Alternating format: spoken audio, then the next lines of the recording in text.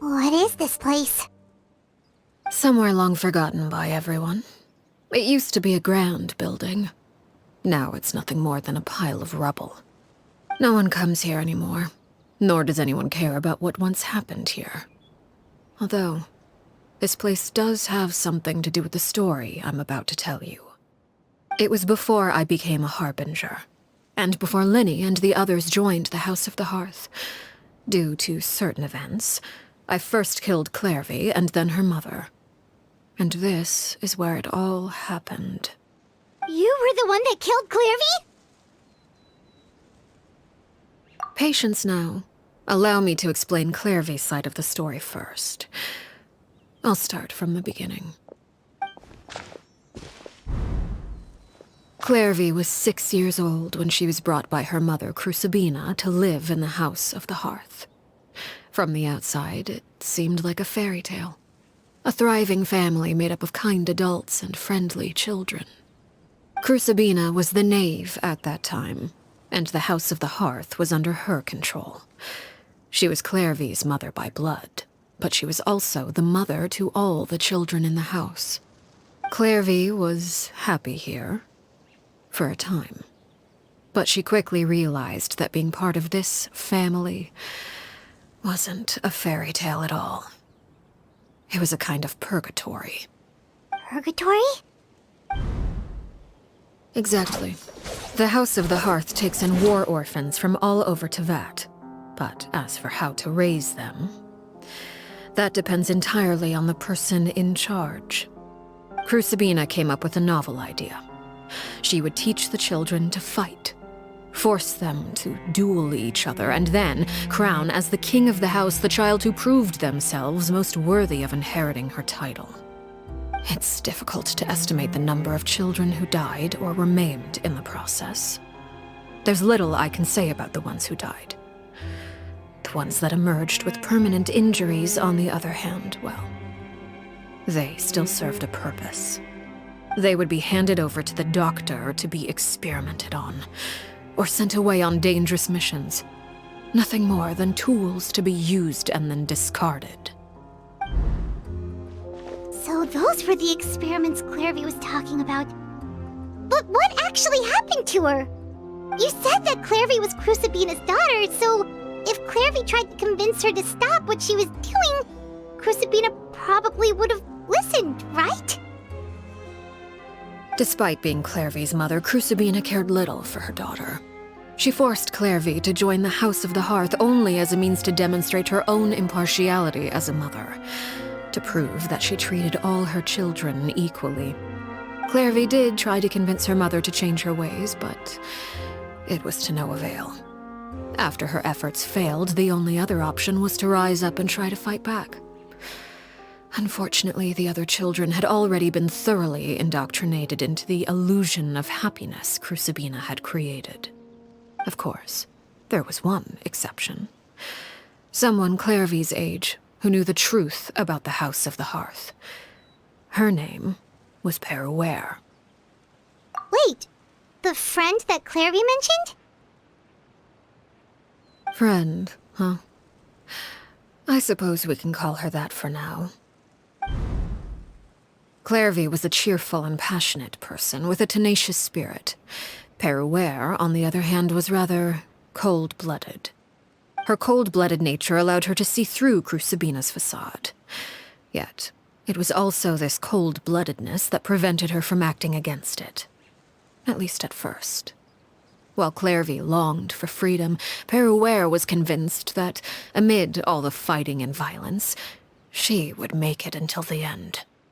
Despite their differences, the two became fast friends, united by their knowledge of the truth.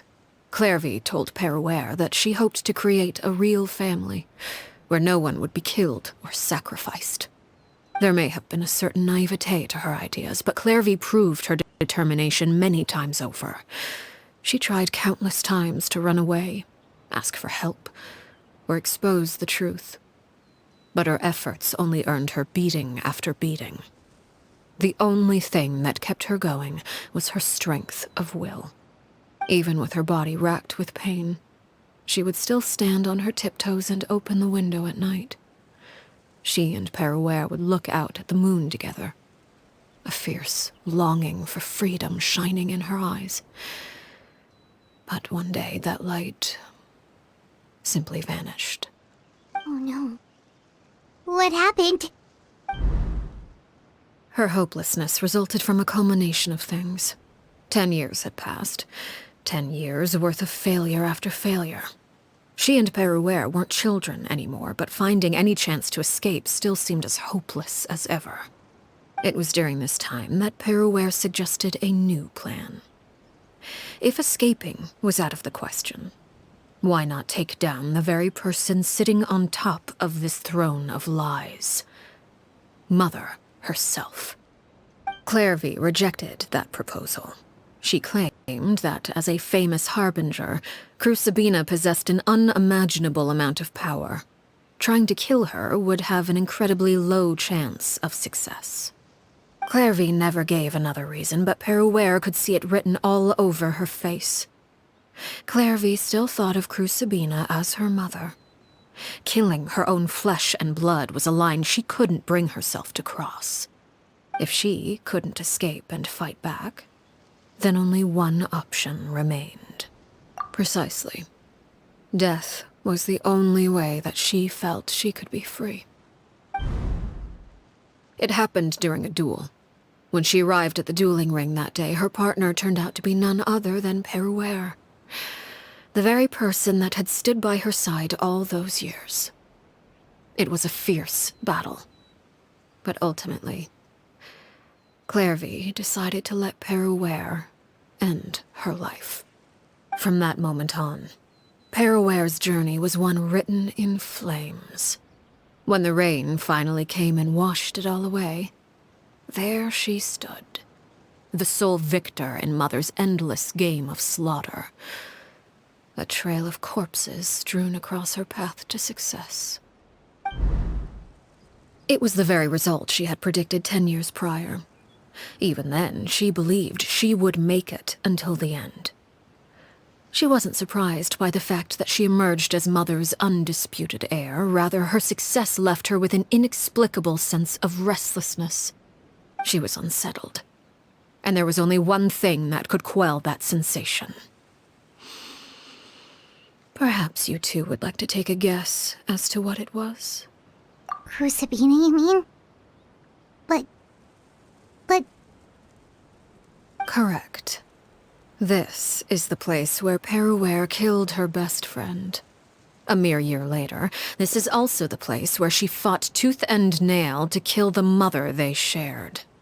The moment she acted, any conception of what was right or wrong ceased to matter.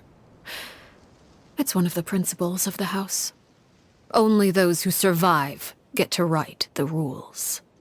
Peruere won the battle, and became a harbinger herself. After which Her Majesty, the Tsaritsa, bestowed upon her a new name. Arlecchino. So the Perry Clairvy was talking about... It was you all along. You're Peruere. Arlecchino is just a name you got later. I left that name behind long ago. I must say, hearing it now does bring back memories. After I defeated Crucibina, the moniker of Mother died with her. I chose to forego the title she called herself, and even chose to give up my own name. I rebuilt the House of the Hearth under a new identity. Not only as Arlecchino, but as father. And that is where the story ends.